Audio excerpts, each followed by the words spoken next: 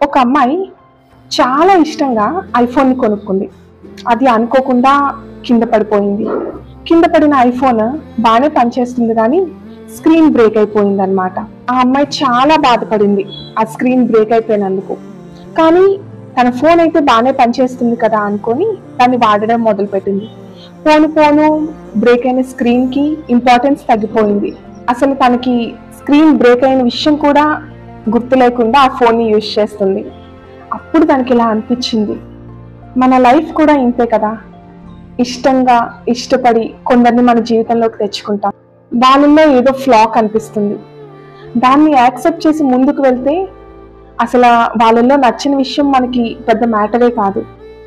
వస్తువైన మనిషి అయినా లోపం ఉందని దాన్ని విడిచిపెట్టేసే కాకుండా దాన్ని దాటి మనం చూస్తే దాంతో ఎంత హ్యాపీగా ఉండగలమా అనే విషయం మనకు బాగా తెలుస్తుంది.